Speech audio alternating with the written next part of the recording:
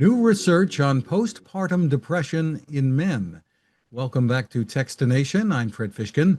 With us from Postpartum Support International, PSI, is Advisory Council Chair Dr. Daniel Singley and Reginald Day, a PSI volunteer and survivor of postpartum depression. Welcome to you both. Thanks for having us. Yeah, thanks for having us. Well, Daniel, let me start with you, I think, to set things up. The idea of postpartum depression in men is probably foreign to a lot of us. Tell us about it. Yeah, it can be sort of confusing to people because in some ways we'll use a shorthand for this area of mental health and we'll call it maternal mental health. Whereas more properly, it's parental mental health, and fathers definitely experience postpartum depression and anxiety and a host of mental health difficulties on becoming a parent. So it often goes unreported, I understand. Why is that? Well, mental health issues are often underreported just because of the stigma around it. And in many ways, for men who are supposed to protect, provide, and sacrifice, particularly around fatherhood and the onset of fatherhood, it makes it that much more difficult to say, hey, I need support myself. And so usually what the guy is trying to do is stuff it and move on. And that works until it doesn't. Reginald, describe for us what you went through, have gone through. So like Dr. Singley stated, it was one of those things where it was a stuff it and move on. Unfortunately, it did blow up, for me. Um, Ushered into parenthood, without little experience, actually no experience, right, of what it looked like to be a successful parent. Um, it was stressful, right? I grieved a lot of things, and because of all of that, I actually went inward. And a lot of my normal behavior is very responsible, very just, with it on top of all the things that I need to take care of. Like that got thrown out the window. I went into gaming very heavily. Like that was my source or drug of choice at that point in time. And my behaviors changed. Instead of buying diapers, I was buying new game systems, right? And so for me, it was out of my normal behavior to do those things. And so, that ideal of, hey, let me come forward, let me show up, let me be responsible, that was not my norm. And so when you think about postpartum depression, anxiety, it can show up differently for all people, right? I think it's important to understand if you do have a normal way of being and you start to stray from that norm, that's a sign, right? That's a sign that something else is going on.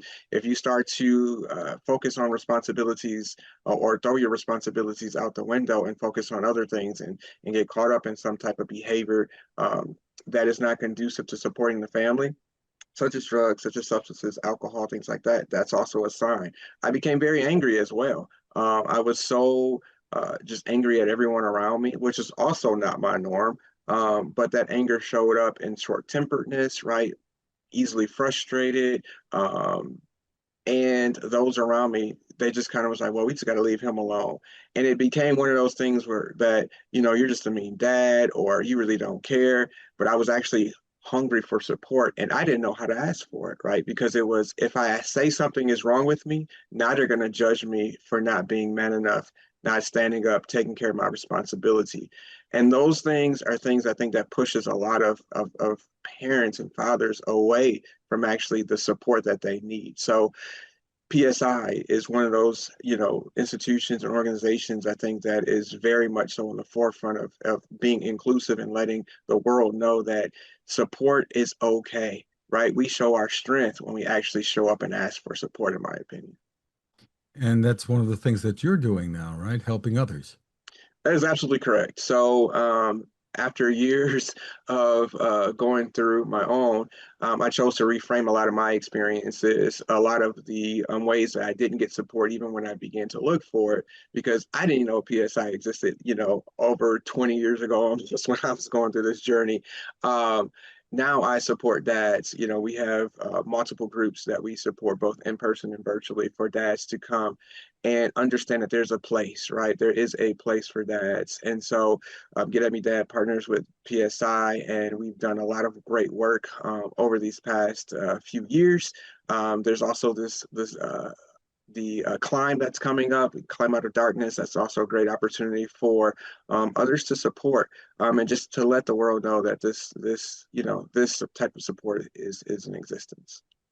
Daniel, let me turn to you again. I understand this is actually pretty common, but how can loved ones and ourselves recognize that there's an issue? I mean, it comes down, when you think about it, it's a first time experience for everyone when they first become a parent. So they really, and they have a lot of questions and don't know what to do. So how do you recognize that there are more serious issues?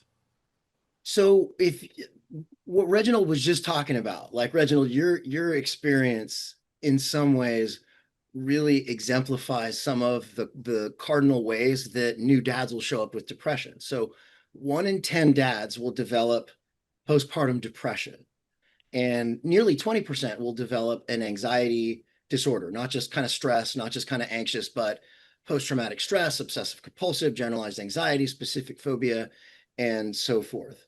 And the ways that Reginald was just talking about how his postpartum depression played out, anger and agitation, going for not necessarily substances, but using gaming as kind of like that dopamine hit of choice, then becoming more isolated. And another way that these new dads will also show up with depression that's a little bit different in the way we tend to think about it is what's called somaticizing. So instead of I'm depressed or I'm, sort of weepy and not able to get out of bed, it's more about I feel like there's a weight on me. My chest hurts, my stomach hurts. I have, migraines and like this. And so for family members and loved ones of these dads, it first begins with even just making room for the possibility that they could have that.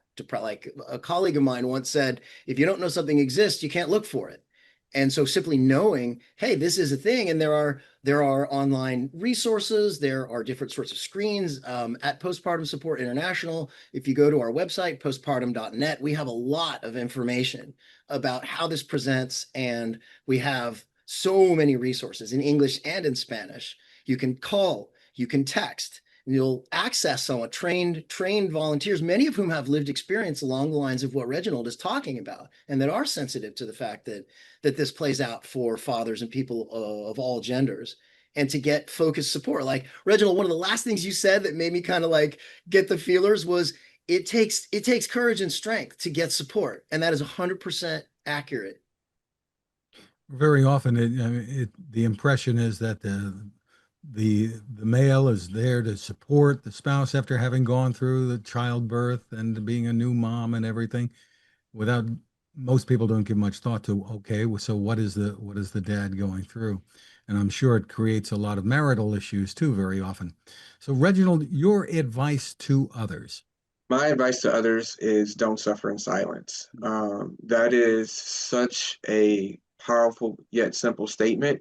But sometimes we go through thinking that we're the only ones, and that's a narrative that oftentimes is played, but it's not the right narrative. I stuck with that narrative for 4 years before I actually was able to come out of that darkness. So understand that there are people that exist, organizations that exist. Postpartum.net is a great resource that you can get connected with others with lived experiences to know that you are not alone.